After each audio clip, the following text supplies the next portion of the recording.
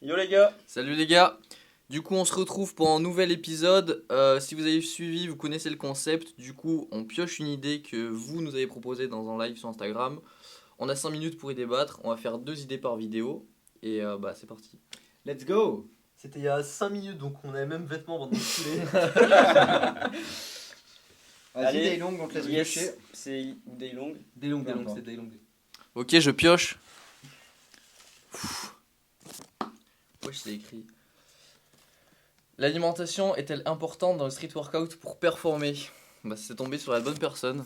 Je pense qu'on peut lancer le chrono, hein. C'est parti. C'est parti. Du coup, moi, pour mon expérience personnelle, faut savoir que j'ai expérimenté un peu tout ce qui est possible dans l'alimentation, dans les poids du corps, être gros, être sec, être musclé, skinny, truc. De base, j'ai commencé le street, j'étais plutôt skinny. Je me suis entraîné, j'ai pris des muscles. Après, j'ai monté pas mal mon poids. J'ai pris 20 kilos, on va dire, en 2021, je crois. Du coup, j'ai fait des sèches, j'ai repris du poids, j'ai reperdu. J'ai essayé un peu toutes les méthodes. Et franchement, ça a un impact de ouf sur les performances.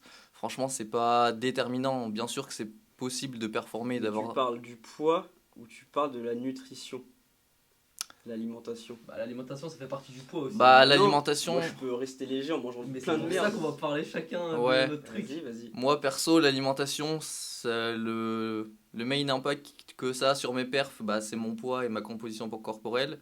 Du coup, oui, c'est très important. Et sinon, niveau santé et perf, oui aussi, en fonction de ce que tu manges. Je vais pas développer vu qu'on n'a pas le temps, mais c'est très important. Je vais me permettre de parler vu que je suis à peu près comme Daylong. On va dire que, encore une fois, c'est pas une approche scientifique que je dis, c'est mes expériences. Ça peut être vrai ou faux, ça peut marcher sur telle personne ou non. Et moi aussi, ça a un gros impact, que ce soit psychologiquement ou en termes de poids, on va dire. Le fait de savoir que je mange bien, que je m'hydrate bien, dans ma tête, ça va tout de suite mieux. Et on va dire qu'à l'entraînement, je me sens mieux. Je fais comme si le fait que ça fasse une semaine que je bois 2 litres d'eau par jour, je me dis, je suis invincible, je vais pas me blesser. Et ça, en l'occurrence, je me blesse beaucoup moins. Alors que quand je mange plus de conneries ou que je bois des sodas ou je bois pas du tout d'eau tout simplement, etc., dans ma tête, je vais me dire, putain, j'ai une hygiène de vie de merde, donc je vais forcément plus me blesser à l'entraînement. Et du coup, ça arrive beaucoup plus souvent. Et du coup, en termes de poids, en tout cas, moi, j'ai une morphologie de merde. Du coup, quand je mange n'importe quoi, je prends vite du poids. Et je le vois tout de suite l'impact sur les performances, pour ma part. Ok. Moi je pense que c'est dans tous les cas très personnel et une question de génétique aussi. Tu peux très bien manger parfaitement. On a un cas chez nous en Bretagne, un certain Alain, notre photographe, qui est très mal loti de par sa génétique parce qu'il mange trop bien, machin, tout Bio. parfait, franchement tout parfait. Et il se blesse toutes les 2 semaines, il fait des handstands, il se blesse, il se déglingue l'épaule. Et je pense qu'il y a une grosse partie de génétique. Moi j'ai la chance, entre guillemets, de manger n'importe quoi. Et j'ai un petit estomac, donc je mange pas beaucoup, mais je mange beaucoup de merde. Et ça m'empêche pas de faire des performances de haut niveau. Par contre, est-ce que c'est ça qui me blesse et qui me fait me blesser à répétition? Peut-être. Donc je vous dis pas du tout de faire ça, au contraire. Mais c'est quelque chose de très très compliqué aussi de bien manger. C'est vraiment une question de décision dans tous les cas. C'est des excuses que je me trouve. Mais ouais, quand on est accro au sucre, c'est très compliqué. Et j'ai réussi à me... C'est toujours un cercle vicieux parce qu'il y a des fois où en mangeant mal, en faisant des trucs de merde, je me déblessais. J'arrivais à guérir d'une blessure. Donc dans ma tête, je me dis, oh bah c'est bon alors, je peux continuer le sucre, je peux continuer la merde. Et c'est un cercle sans fin comme ça. Et donc c'est très très compliqué de me débarrasser de ça. Mais pour répondre à la question, tu peux atteindre un très haut niveau en mangeant de la merde. Tout est une question de génétique et de potentiel. Mais est-ce que c'est optimal pour la récupération et tout? Non, ne faites pas ça. Ouais, ça c'est sûr en tout cas. Mais oui, tu peux atteindre un très haut niveau. Est-ce que tu peux éviter les blessures? C'est plus chaud par contre. Moi, Yes. personnellement, mes 3-4 premières années de street, c'était vraiment J'étais le cafard.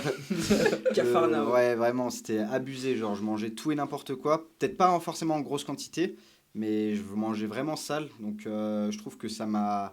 En fait, quand j'ai commencé à faire un peu attention à ce que je mangeais, notamment, je mangeais un peu plus de fruits, je mangeais peut-être plus de légumes aussi. J'ai senti quand même une différence, notamment au niveau de la fatigue. Je me sentais mieux dans mon corps. Donc moi, faire enfin, personnellement, ça m'a pas mal aidé, je trouve, justement, pour me sentir mieux au quotidien. Donc forcément, ça va dans le sens où justement je performais mieux, je me sentais mieux. Donc moi, je répondrais à la question, l'alimentation importante dans le street, oui.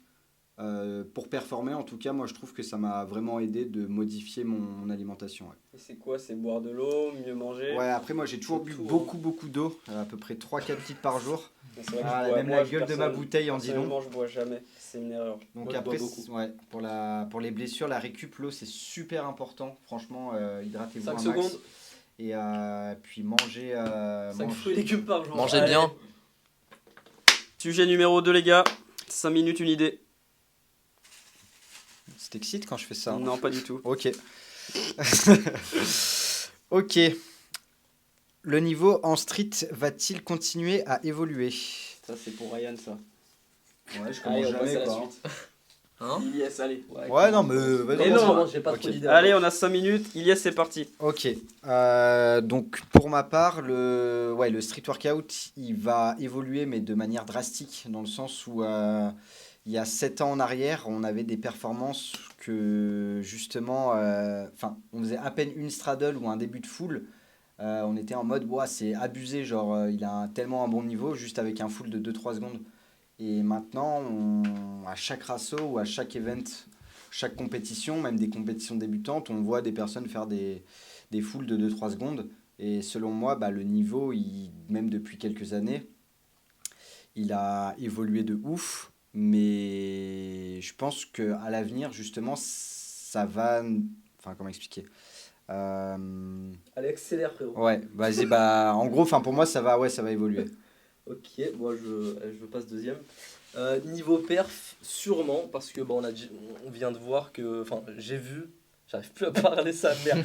J'ai déjà vu que, en gros, quand nous on a commencé, on n'avait pas trop de points de référence. En gros, pour commencer, etc. Il y avait certains tutos, mais vraiment ils étaient douteux sur YouTube. Maintenant, ils ont toutes les clés en main pour progresser. Donc, je pense que déjà la courbe d'évolution sera beaucoup plus rapide maintenant qu'avant. Avant, par exemple, pour avoir une full, ça prenait tant de temps, et maintenant, je pense que ça va prendre moins de temps avec toutes les explications qu'il y a, etc. Mais par contre, le style, pour moi, il fait que de régresser. Quand je regarde des vidéos d'il y a plusieurs années, ça me touche plus que les vidéos maintenant. Je trouve que maintenant, en tout cas, est-ce que le street va évoluer ces prochaines années en termes de niveau, en termes de perf? Je pense, mais en termes de style, je pense pas, parce que tout le monde est en train de se recopier un peu. Et faut que ce soit les musiques, les edits, le style de planche, de front, etc. J'ai l'impression que tout le monde est à peu près pareil. Il y en a certains qui se démarquent. Mais pour moi, à l'époque, les athlètes étaient plus mythiques, on va dire, plus légendaires. Plus Alors, de personnalité. ouais, c'est exactement ça. Et ouais, mes athlètes préférés, c'est toujours des anciens. À chaque fois. Je vous laisse continuer, les gars.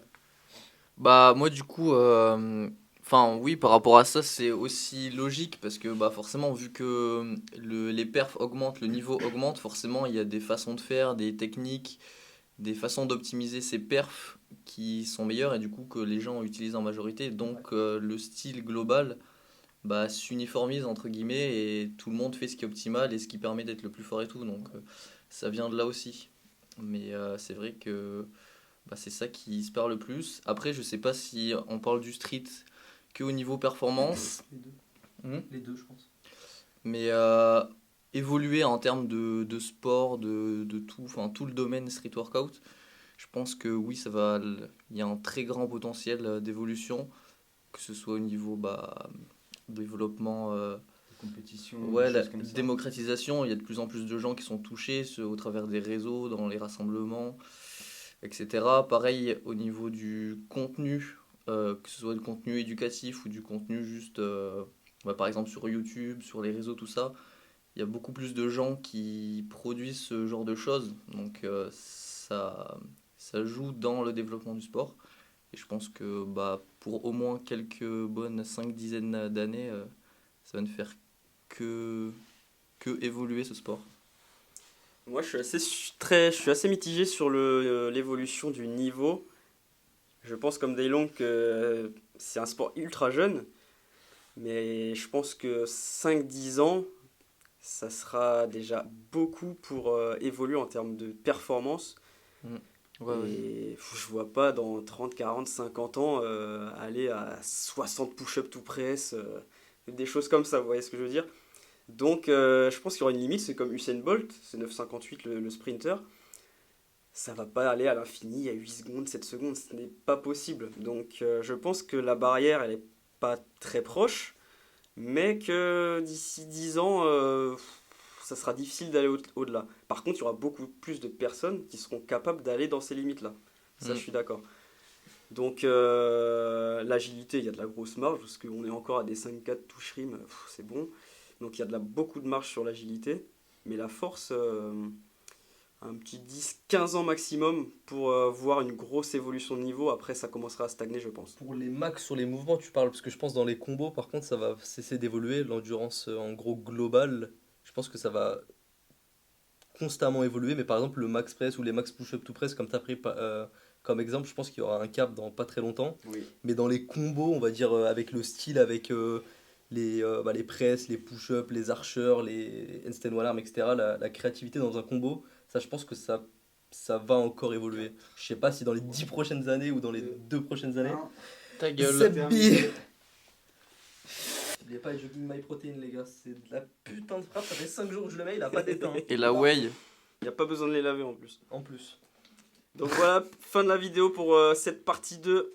Mettez des sujets en commentaire pour les prochaines vidéos. Merci de votre soutien. Utilisez les codes NSMP et NS15 donc sur MyProt et Via Fortis. Mettez des likes, partagez et abonnez-vous et faites des trucs. N'hésitez pas à nous dire si ça vous plaît parce que ça nous aide vraiment. Bisous.